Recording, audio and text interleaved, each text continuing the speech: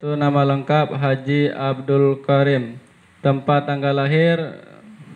lahir 17 bulan 7 tahun 1967. Riwayat pendidikan Gontor, Baghdad University. Instansi MUI, jabatan ketua, materi hukum munakhat.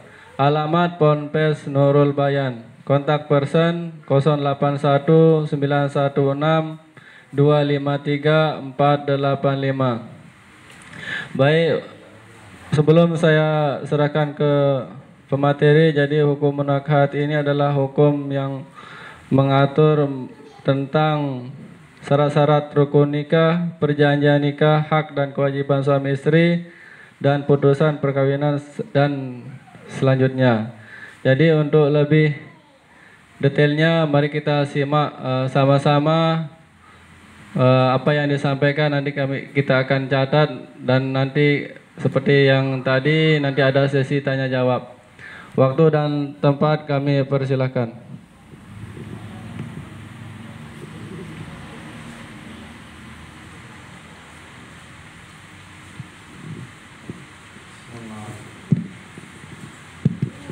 Bismillahirrahmanirrahim. Assalamualaikum warahmatullahi wabarakatuh. Alhamdulillah, wassalatu wassalamu ala rasulillah wa alihi wa sahbihi wa mawala wa ba'du. Pak KUA dan kita semuanya yang dirahmati Allah, mohon maaf, menurut schedule memang jam 1. Saya lihat schedule-nya sampai jam 4 mungkin. Kita 45 menit itu kita fokus, kalau bisa HP kita silent ya, sehingga karena HP ini sekarang bagian daripada cara setan menggoda kita. Baik. Bismillahirrahmanirrahim. Bismillahirrahmanirrahim. Materi kita ini tentang munakahat. Ya, Ari silakan. Betul, Masya Allah. Ini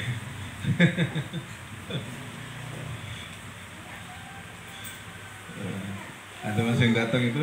Masih. Masya Allah. Berapa bulan untuk nikah? Yang 7. Benar. Masya Allah. Pak Kala, ini karena memang kan jam 1, jangan-jangan nanti itu dia keluar jam 1 kalau anaknya khawatir nih. Kelihatannya baru berdatangan. Kita break dulu biar jangan nanti kita sebentar. Kita tunggu sebentar ya. Biar enak. Masya Allah.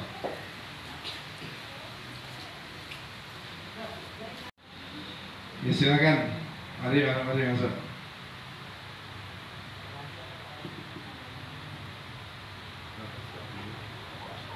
Yang 3.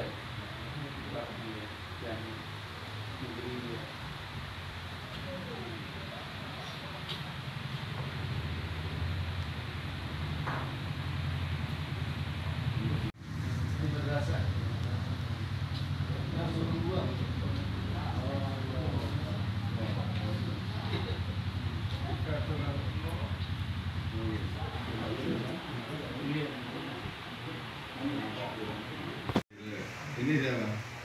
Istri. Oh, istri. Nah, itu baru enggak apa-apa. Kalau masnya masih kuliah ya? Iya. Gitu. 21. Ketika saya umur 21, saya sudah berada di Baghdad University. Masya Allah. Sudah jalan-jalan. Masya Allah. Baik. Kalau ini mas ini istrinya.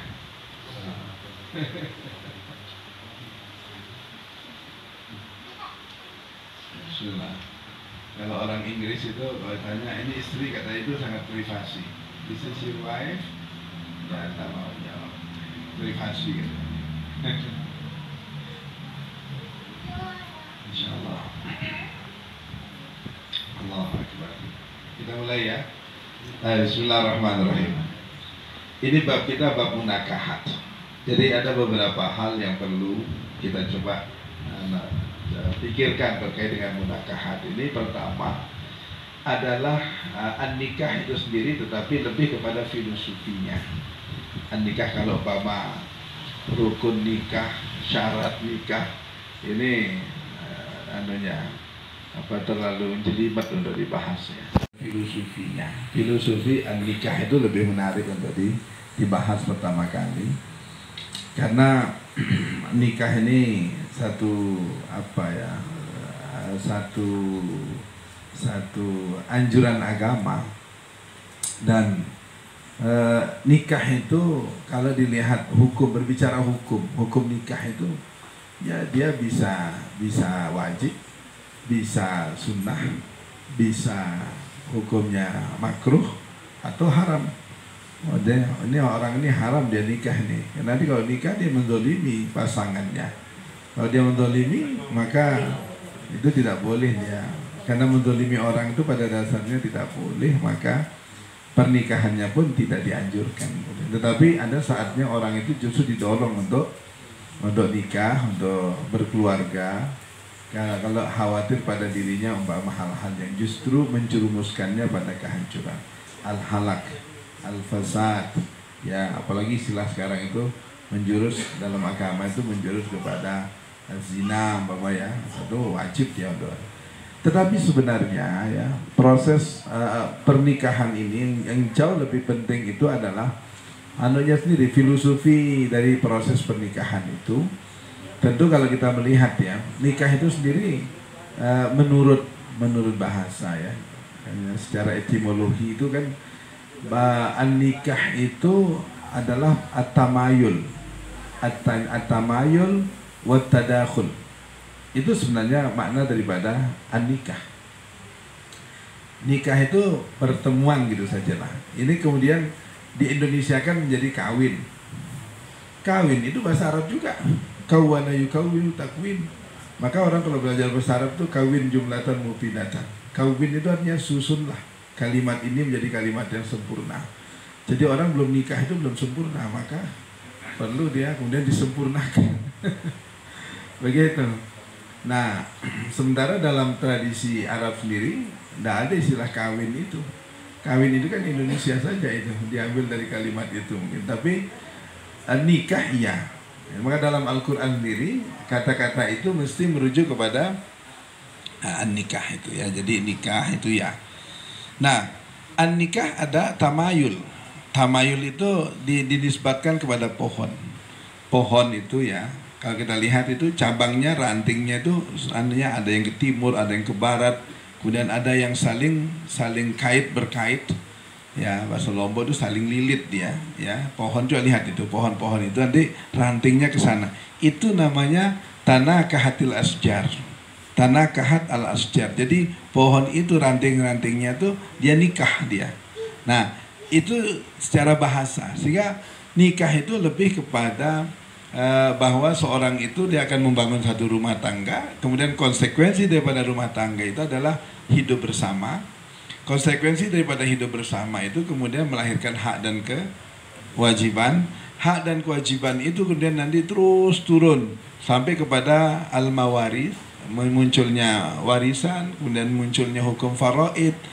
Dan semuanya itu memang hebatnya agama kita, hebatnya Allah itu mengatur begitu detail.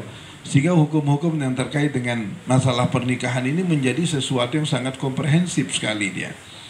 Maka kalau orang yang belajar bab ahwal syahsiyah ya di perguruan tinggi, ini bab ahwal munakahat ini dia menjadi pembahasan yang sangat panjang karena turunannya menjadi sangat panjang sekali dia. Banyak yang harus dibahas, banyak harus dibicarakan. Tetapi kita kembali bahwa nikah itu prinsipnya adalah tamayul. Jadi tamayul tanakuh. Jadi dengan demikian maka orang yang berkeluarga itu adalah kesiapan dia untuk kemudian masuk dalam satu rumah tangga dengan segala konsekuensi yang kemudian lahir dari proses pernikahan itu. Itulah sebenarnya proses pernikahan itu. Ya, Memang nikah itu kemudian ada apa namanya, kalau dalam agama itu kan kita dianjurkan ada 4 hal penting. Satu, umpama aspek apa yang pertama? Al-mal, ya, lihat faktor materinya, pasangannya maksudnya ya. Lihat aspek malnya. Kemudian faktor hasab. Hasab itu faktor genetiknya. Ya, keturunan. Itu penting untuk dilihat. Ya, kemudian faktor apa lagi? Al-jamal. Jamal ini apa nih? Fashion. Apa ya? Jamal ini apa? Beauty, kecantikan, kegantengan atau handsome. Nah, terus yang kelima, yang keempat adalah faktor agama. Dan semuanya ini sebenarnya yang paling menentukan kalau orang itu berpikir kelanggengan keluarga itu ya agama. Yang tiga itu sebelumnya itu berbicara masalah genetik, turunan, berbicara masalah materi, berbicara satu lagi masalah apa namanya tadi, beauty, kecantikan, kegantengan itu. Ini sebenarnya ini adalah penopang saja dia. Iya, dia penting, tetapi dia penopang saja. Dan ini batas waktunya terbatas. Kalau din berbicara agama, faktor agama ini dia akan berkelanjutan ya. Tetapi kalau faktor yang tiga tadi itu hanya sebentar. Iyalah kalau sekarang umurnya 21, 22 masih kencang semua deh. Tapi tunggu 40 tahun lagi. Udah selesai tuh urusannya. Nah itu, umurnya udah masuk 50, 60 tahun. Itu kalau perempuan ada istilah menopause atau apa istilahnya ya, dia sudah mulai. Itu ya. Yang laki juga sama. Seganteng apapun dia kalau sudah umurnya 40, 50 itu gantengannya akan berubah pada etika, karakter, attitude-nya, yaitu al-ilm, al-adab, disitulah dia. Tetapi kalau awal-awal, iyalah mungkin itu menjadi anunya. Maka kalau sedikit saya menyimpang nih, kalau ada umpama Miss Universe atau ya Miss Universe kontes Miss Universe itu mesti yang dilihat itu dari 3 aspek penting, triple B dia. Pertama adalah mesti yang diambil adalah beauty, cantik ukuran panitia. Nah, itu. Yang kedua apa? Brain, otaknya kira-kira gimana, cerdas, pandai. Tetapi yang diukur itu mesti wawasan global, kemudian lebih pada sifat umum, ya, bahasa Inggrisnya bagus, bahasa Arab mesti jarang diperhatikan tuh. Kemudian yang diinginkan wawasan secara umum, itu brainnya di situ. Kalau ada ujian Miss Universe itu masuk ujian tajwid mesti tidak lulus semua itu. Nah itu karena yang dilihat itu brain itu identik dengan apa itu, ilmu-ilmu mungkin yang bersifat global umum sifatnya. Yang ketiga itu adalah apa namanya behaviors. Behaviors itu karakter, attitude. Tapi itu lagi-lagi itu hanya bersifat etika lahiriah saja.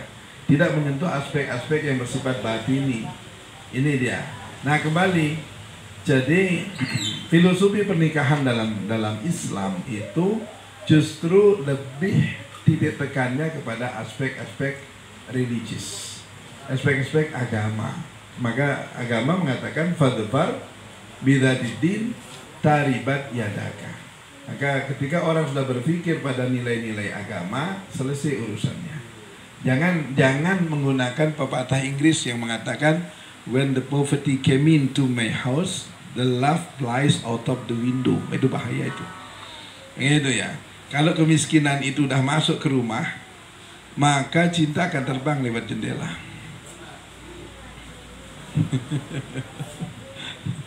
Cinta ketika kemiskinan masuk, ketika pertama orang nikah itu orientasinya materi. Setelah itu dia materinya hilang dia, kemiskinannya masuk rumahnya. Persamaan cintanya akan terbang lewat jendela, rumah tangganya jadi hancur, berantakan. Kenapa? Karena orientasinya adalah materi. Dalam Islam itu kita kalau dikasih khutbah nikah itu apa? Tazawwajun nikah fa innahunna ya'tina bil mal, kan begitu. Nikahi saja perempuan karena perempuan itu akan mendatangkan harta. Orang setelah berkeluarga itu Allah akan membuka hartanya, begitu. Wa ankihul ayama minkum as-salihin min ibadikum iyakunu fuqara yughnihimullah. Kalau dia miskin maka dia akan dikayakan. Maka orang nikah itu mesti rata-rata, dan orang mapan hidupnya di dunia manapun itu adalah orang yang berkeluarga. Tidak ada orang jomblo itu kaya raya, itu tidak ada. Coba perhatikan dong. Ya, kalau ingin kaya bagaimana? Nikah. Nanti setelah nikah dia mulai menata dan membangun ekonomi. Orang-orang kaya seperti seperti John Division Rockefeller di Amerika, Bill Gates sekarang itu. Coba lihat orang-orang kaya-kaya itu dia kaya setelah dia mulai menata. Orang broken home, rumah tangganya rusak itu cenderung juga berdampak terhadap ekonomi. Betul nggak itu? Kok diam ini? Betul nggak nih? Orang faktanya begitu, betul ya? Jadi kalau sudah broken home itu mesti dampaknya terhadap ekonomi. Maka filosofi pernikahan itu yang penting ditangkap dulu, hidup berkeluarga. Endingnya sebenarnya maka tujuan nikah itu adalah as-sukun, kenyamanan, ketentraman. Orang diminta untuk sampai kepada sakinah. Nah, maka Allah mengatakan apa itu? Litaskunu ilaiha, agar kalian dengan pernikahan itu menjadi tenang, nyaman. Orang kalau berpikirnya sudah tenang, semuanya akan tenang dia. Betul lah itu. Ya, lihat Gunung Rinjani, pikirkan. Itu terjadi gempa-gempa vulkanik itu. Kenapa terjadi? Karena ada gerakan endogen di dalam kerak bumi. Kerak ini bergerak dia, tidak ada salurannya. Karena dia ada saluran, dia bergerak, di akhirnya apa? Melahirkan satu gempa yang disebut dengan gempa vulkanik, biasanya begitu ya. Itu karena tidak ada salurannya dia. Manusia itu tidak punya saluran, bahaya dia, nabrak kiri kanan dia. Maka oleh Allah dikasih saluran, namanya nikah. Dengan adanya nikah, maka dia mulai ada ketenangan pada dirinya. Maka rok'atani minal mutazawwij afdal min sab'ina rok'atan minal azab. Sehingga 2 rakaat yang dilakukan oleh orang yang sudah berkeluarga itu mesti lebih berkualitas dibandingkan dengan yang masih bujang. Nah, itu agama itu. Jadi 2.000 di tangan orang yang berkeluarga atau 20.000 di tangan orang berkeluarga itu lebih baik daripada 200.000 di tangan orang yang muda. Coba 200.000 orang muda paling habis udah beli pulsa saja nih. Udah beli apa, rokok, beluyur tak jelas. Tapi kalau 20.000 di tangan orang berkeluarga, apa dipikirkan? Beli beras, bawakan bakso untuk istri di rumah nih. Tapi begitu mikirnya tuh. Betul nih. Nah itu, maka itu enaknya berkeluarga itu cepat berkeluarga. Begitu, jadi dia akan berpikir. Jadi kualitas itu tidak hanya sholatnya yang lebih berkualitas, meminit waktunya lebih berkualitas, meminit keuangannya lebih berkualitas, meminit ibadahnya lebih. Kenapa? Karena ada as-sukun tadi. Litaskunu ilaiha. Nah, karena tujuan berkeluarga ini litaskunu ilaiha, maka tidak boleh memunculkan nikah al-fasid, nikah yang rusak dalam Islam, seperti nikah syigar. Apa nikah syigar itu? Dulu ini tradisi orang jahiliyah. Kalau umpama saya punya adik perempuan, umpamanya Ustadz siapa namanya? Ustadz Ari ini punya adik perempuan. Saya ngambil adiknya, dia ngambil adik saya. Umpama begitu. Lalu mas kawinnya apa? Ya gantian itu, sudah tidak perlu mahar. Itu kan namanya nikah syigar itu. Ya, nikah syigar. Lalu agak berjigar nikah ini. Sehingga dia memang fasik, tapi ini tradisi masyarakat Arab juga. Ya. Ini dia menikahkan adiknya itu gonta-ganti gitu loh. Jadi itu artinya tidak boleh. Ya itu. Karena di situ nanti tidak syarat nikah itu kan harus ada keikhlasan, ada ridho, mau dia dinikahi. Ini kan mungkin dipaksa dia. Jadi nikahnya menjadi fasik. Apalagi nikahul mut'ah atau nikah muakkad. Ini tidak boleh dalam hukum kita, dalam mazhab kita. Tidak mengakui adanya nikahul mut'ah. Dan ini tradisinya apa? Orang Syiah. Ya, orang Syiah. Jadi orang Syiah di kota-kota besar Syiah seperti di Kalbiniyah, di Mehrabat, kemudian di mana itu, di Nejup, Karbala, Kufah. Itu biasa orang itu nikah mut'ah itu. Jadi akadnya begini nikah mut'ah itu. Angkah tuka ibnati Fatimah bimahrin, dengan mahar 1 juta li syahrain, untuk 2 bulan halan. Begitu nanti jawab, saya terima nikahnya untuk 2 bulan. Setelah 2 bulan infasal akad, maka akadnya akan berakhir dia. Itulah yang disebut dengan nikah mut'ah atau nikah mu'akkad. Nah, terus nanti kalau dia punya anak, siapa tanggung jawab ini anaknya nih? Mulai masalah dia. Terus begitu dia. Maka dalam ajaran Syiah nikah mu'akkad itu dibolehkan. Ya ada nih ya. Tetapi kita dalam mazhab fikih kita tidak boleh termasuk nikah al-fasid. Maka kenapa? Karena tidak tercapai tujuan pernikahan itu apa? Litaskunu ilaiha. Nah, pernikahan itu harus sampai kepada litaskunu ilaiha. Nah, oleh karena itu maka tujuan nikah ini yang penting. Kita mulai membangun keluarga itu, yang pertama adalah memang sebelum segala sesuatunya memang harus ada satu komitmen. Dalam istilah fikih itu niat yang kuat atau azm, nah, gitu ya. Dalam tradisi Islam ini beda antara niat dengan azmah. Ya, kalau kita ini dalam bahasa Indonesia, niat itu artinya niat itu kemudian ya sudah apa? Keinginan, kemauan ya, niat. Begitu. Pak contohnya begini, saya niat ini mau pergi ke Jakarta, niat kapan? Bulan depan. Dalam fikih niat itu kok bulan depan? Niat itu harus muqtarinan bi awwali juz'in minar rukni. Baru niat. Saya niat sholat ya plak langsung takbiratul ihram, baru niat. Tidak ada niat bulan depan. Nah begitu. Jadi niat itu langsung bersamaan.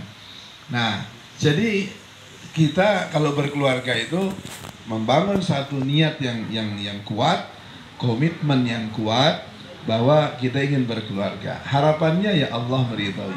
Nah gitu. Harapannya Allah. Gini lah tujuan akhirnya, last goal-nya adalah Allah meridhai.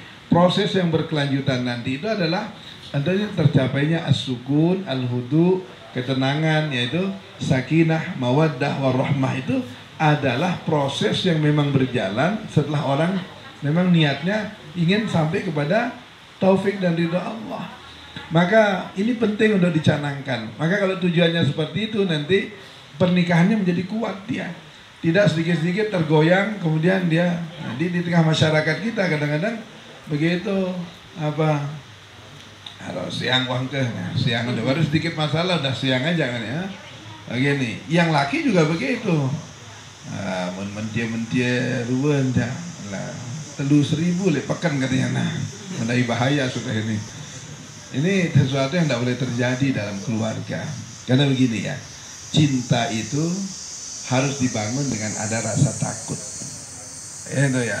Orang kalau cinta sesuatu, dia takut kepada sesuatu. Jadi cinta dan takut ini harus bersamaan. Sama dengan ridho dan syukur. Ridho dan syukur itu satu lembar yang tidak bisa dipisah dia. Ada sabar dan syukur. Orang kalau syukur mesti dia sabar. Kalau dia bersabar mesti dia bersyukur. Tidak ada ceritanya orang bersyukur tapi tidak sabar itu. Orang kalau cinta mesti dia takut kehilangan cintanya itu. Orang kalau senang dengan gudang garam, dia takut kehilangan rokok itu. Dia cari terus hujan, petir, geledek, nyamber. Itu hujan lebat, tidak boleh habis makan, ada kopi, tinggal satu tidak ada. Rokok, dia akan cari rokok itu di mana kios yang buka walaupun ini hujan lebat ini. Karena dia tidak mau kehilangan cintanya itu. Begitu, sama aja pasangan suami istri itu. Jadi kalau dia senang kepada istrinya, maka dia harus takut juga. Takut apa? Menjaga. Takut kalau dia marah. Takut kalau perasaannya terganggu. Takut kalau apa? Ini orang berkeluarga itu harus begitu memang dia. Sehingga tidak mudah-mudah menyakiti perasaan pasangannya. Banyak kadang-kadang obrolan guyonan. Ini laki tapi ya. Ini kan kalau guyonan kadang-kadang ya berjorak tapi menyakitkan. Gimana caranya kalau menyakitkan ini? Idap-idap temete doang kering sikit katanya. Ini dia kelihatannya berjorak tapi menyakitkan pasangannya. Tidak ada perempuan yang mau dijorai begitu. Betul enggak? Kediam mau dijorai begitu. Tidak mau perempuan, tidak mau dia. Begitu, walaupun ini berbicara poligami ya. Poligami itu memang perlu dibicarakan untuk direnungkan. Karena Islam itu tidak menganjurkan orang laki itu sebenarnya nikah lebih satu. Cuma membatasi jangan lebih dari 4.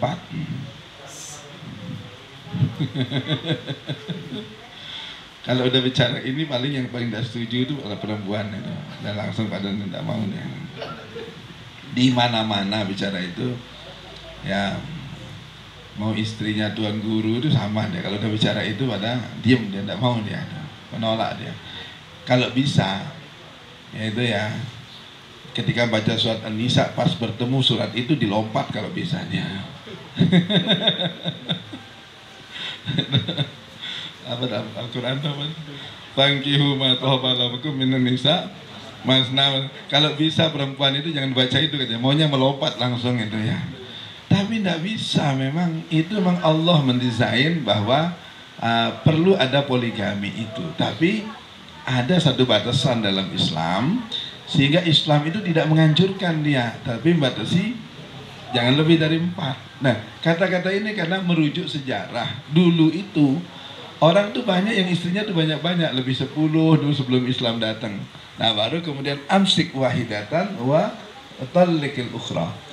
Pegang 4, yang lain kemudian dianukan. Itu begitu sejarahnya. Maka Islam tidak menganjurkan. Maka dalam ayat itu fankihu ma thaba lakum minan nisa itu masna thulatha ruba wa in khiftum alla ta'dilu fawahidatan. Kalau tidak mampu kira-kira berbuat adil, 1. Bisa tidak adil kalau orang poligami itu? Saya tanya, bisa tidak ini? Yang laki tanya dulu. Insya Allah adil. Tanya yang perempuan, Mbak, saya tanya Mbak, dari mana Mbak ini? Tanjung ya? Dari mana? Bisa tidak laki-laki buat adil? Tidak bisa. Kalau tanya Pak KUA bilang bisa, katanya Pak KUA loh ini yang ngomong ini. Insya Allah bisa. Coba ayo. Sekarang saya tanya Allah lah, Allah gimana nih? Allah jawab dalam Al-Quran, walan tastati'u an ta'dilu bainan nisa'i walau harastum. Kalian wahai laki-laki tidak akan pernah bisa berbuat adil kepada perempuan meskipun kalian mau berbuat adil sampai datangnya kiamat. Itu Allah mengatakan dalam Al-Quran, walan tastati'u an ta'dilu bainan nisa' walau harastum. Tetapi celah itu dikasih dia oleh Allah untuk melakukan itu. Karena al-adalah itu harus pada materi. Nah kalau hatinya memang tidak bisa. Nah gitu ya. Kecenderungannya dan begitu. Itu kata Allah itu begitu ya. Nah karena Allah dah ngomong begitu ya kita sama notoatan aja memang begitu. Ya. Tapi ini bisa dibahas dalam suatu dialog nanti ini. Kita kembali. Jadi pernikahan itu mestinya harus melihat tujuan akhirnya. Karena tujuan itu penting, maka yang harus dibangun itu adalah komitmen awalnya. Dipersiapkan mentalnya, dipersiapkan kepribadiannya, jiwanya, kemudian pemahaman dia terhadap proses pernikahan yang begitu panjang dan sangat komprehensif dan aplikatif masalahnya kemana-mana. Maka pernikahan itu kata Allah wa ashiruhunna bil ma'ruf, berbuat baiklah wahai laki-laki dengan perempuan itu dengan cara yang ma'ruf. Fa in karihtumuhunna, jika engkau tidak senang pada perempuan itu karena satu dan lain hal, fa asa an takru syai'an wa yaj'allahu fi khairan katsira. Pada ketidaksenangan itulah sebenarnya letak kebaikannya perempuan. Jadi pasangan itu ya kalau kita melihat sesuatu tidak kita senangi, sebenarnya pada ketidaksenangan itulah sebenarnya letak kebaikannya. Itu coba direnungkan dalam katanya. Ini Allah yang ngomong ini, bukan Pak KUA yang ngomong ini. Karena Allah yang ngomong maka absolut kebenarannya dia tidak bisa terbantahkan. Begitu. Jadi ketika kita tidak senang pada sesuatu, pada ketidaksenangan itulah tempat kebaikannya. Orang disuruh perang, maka jadi jangan kau kira perang itu menghancurkan segalanya. Perang itulah akan membuka tabir kenikmatan. Orang masuk surga tanpa hisab loh kalau perang itu. Maka meskipun dia tidak senangi itu. Nah, ketika pasangannya dia ada yang kurang, dia tidak senang dengan pasangannya setelah orang berkeluarga, justru pada ketidaksenangan itulah letak kebaikannya, keberkahannya itu di situ. Maka para motivator mengatakan lakukan apa yang kerjakanlah apa yang kau kerjakan ini dengan penuh kesenangan, atau senangilah apa yang kau kerjakan, dan jangan pernah mengerjakan hanya yang kau senangi saja. Saya ulangi itu ya. Kerjakanlah sesuatu dengan penuh kesenangan, senang hati, tapi jangan mau mengerjakan sesuatu yang kau hanya senangi saja. Jadi apapun yang kita kerjakan harus kita senangi. Kalau proses pernikahan mengantarkan nanti pasangan ini sampai kepada akdun nikah dan nikahnya sahih, menjadi sebuah keluarga, ya sudah, nikmati aja pernikahan itu. Manis pahitnya itu telan aja sendiri. Begitu. Kemudian kalau ada masalah, telan aja sendiri dia. Begitu dia. Jangan kemudian orang lain tahu. Tetangga terdekat tidak boleh tahu. Masalah apapun, isi dompet itu jangan tunjukkan kepada orang. Udah, buka aja sendiri isi dompet itu, sehingga kalau ada masalah itu nikmati aja sendiri dan cari solusinya sendiri. Itu yang paling hebat itu. Kepada orang tua juga jangan diomongi, yang senang-senangnya aja guys.